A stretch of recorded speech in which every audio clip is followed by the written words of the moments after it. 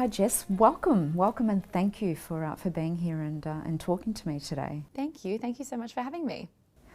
Jess, talk to us about the Royal Commission. You've had a bit of an unusual experience with the impact that's had on your business.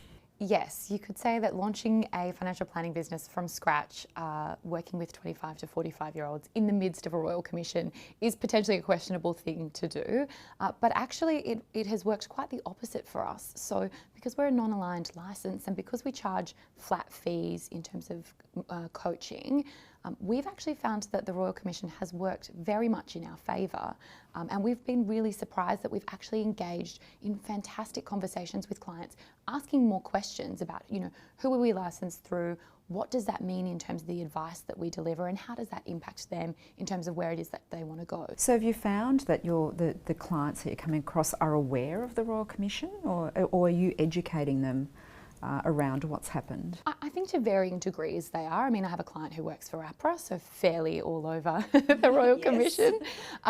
But most people have heard of it, and most people have heard one or two of the really sad stories that have come out of there.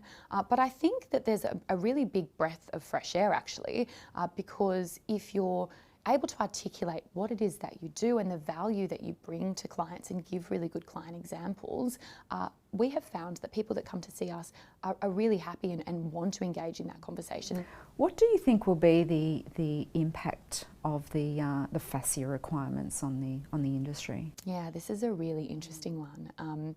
I think this often gets talked about because there is such an ageing population with advisors, and we are looking at so many advisors, really wanting to success themselves out of their business and have a lovely retirement. And I do think that FASIA will bring forward some of those people and their ideas.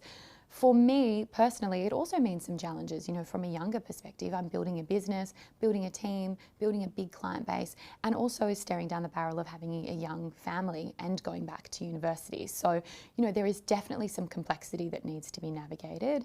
However, I see that there's so much opportunity that's coming through over the next decade and beyond, and I don't think advisors should lose sight of that.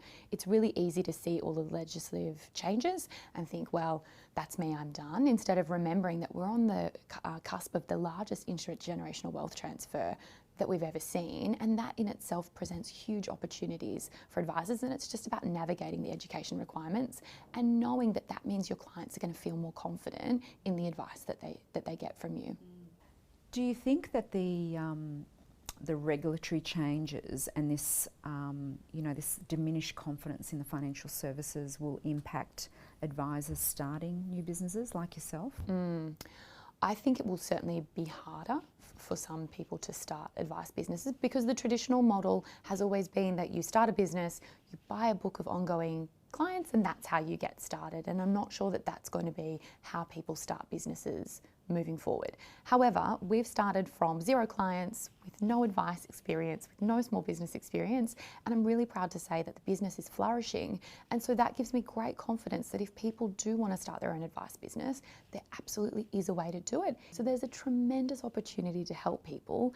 We might, as a collective, just need to do a bit better in talking about the benefits that we provide to our clients and starting to think about the ways that we deliver advice so that we appeal to those people who aren't perhaps traditional advice clients of yesterday. Can we talk just about the mistrust in the industry, in the financial services industry, coming from consumers, and and that's what we've heard through the Royal Commission, and one of the reasons why we've had this increased regulation.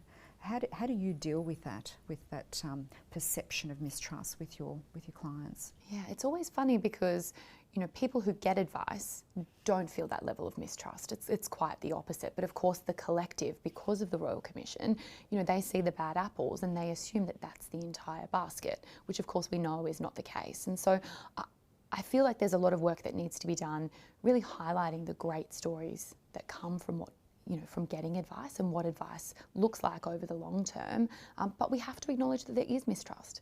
We have to acknowledge that the Royal Commission brought up stories that were very unpleasant and meant that regular everyday people were put in a disadvantaged position, and we have to, as a collective, take responsibility for that and start to make sure that the value that we offer to people moving forward is very easily understood, is very easily articulated, and people understand the advice that they're receiving.